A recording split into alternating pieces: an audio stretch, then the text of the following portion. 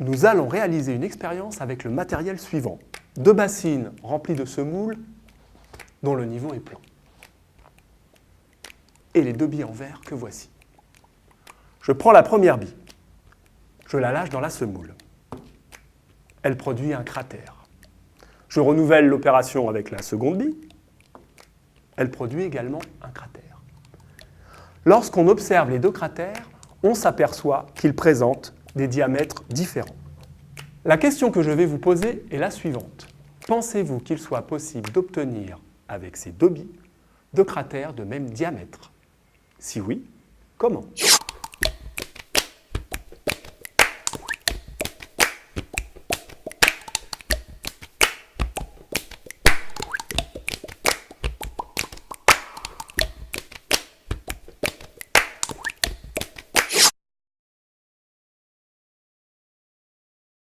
D'après les étiquettes, quelle est la valeur énergétique en kilojoules d'un gramme de lipides, d'un gramme de glucides, d'un gramme de protéines? Vous avez à disposition une boîte à outils contenant des photos d'étiquettes alimentaires.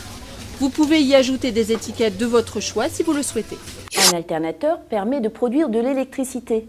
Pour comprendre comment il fonctionne, observons-en un démonté. Nous vous mettons au défi d'imaginer un dispositif permettant de faire tourner un axe.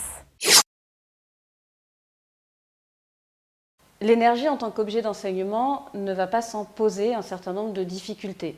Nous allons aborder les critères qui guident les choix effectués pour produire de l'électricité en France et dans le monde. Dans un premier temps, nous traiterons cette question à l'échelle des foyers, à partir d'un objet que vous connaissez bien, la facture d'électricité. Alors le mot énergie est un mot grec, grec ancien, on le trouve chez Aristote, et donc à partir de ce constat, on a envie de conclure que le mot énergie fait partie du vocabulaire de la science depuis quasiment les origines. En fait, chez Aristote, l'énergie, c'est une espèce de passage entre ce qui est potentialité, ce qui est puissance, en acte. Et donc c'est la force en action, on pourrait dire. Saint-Gobain conçoit et développe des matériaux pour l'habitat, dont des isolants thermiques. Donc on va essayer de comprendre aujourd'hui comment fabriquer le meilleur isolant thermique. Oui. Toutes les énergies, sauf le nucléaire, viennent du soleil. C'est clair. Toutes. Il n'y a qu'une exception, c'est le nucléaire. Mesdames et messieurs les professeurs, enseignez l'histoire du soleil. Enseignez l'histoire du soleil. Le soleil au programme.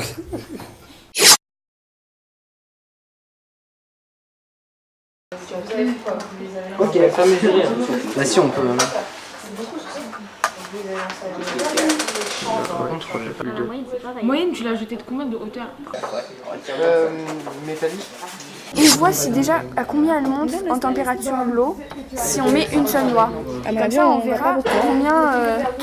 Ok, donc j'en laisse une et on fait comme tout à l'heure, sauf que là on laisse la flamme. Ouais, on essaye. Je mets l'eau. Ouais, mais on met pas trop quoi. Parce que sinon on va galérer à la faire chauffer. Il faut mettre le moins d'eau possible parce que comme ça va chauffer plus vite. Bonjour à tous, déjà la 6e étape. Maintenant, place au terrain. Cette étape un peu particulière dure plusieurs semaines pour vous laisser le temps de mettre en œuvre une ou plusieurs séances en classe. Auparavant, nous vous proposerons un ensemble de ressources destinées à vous aider dans votre mise en œuvre.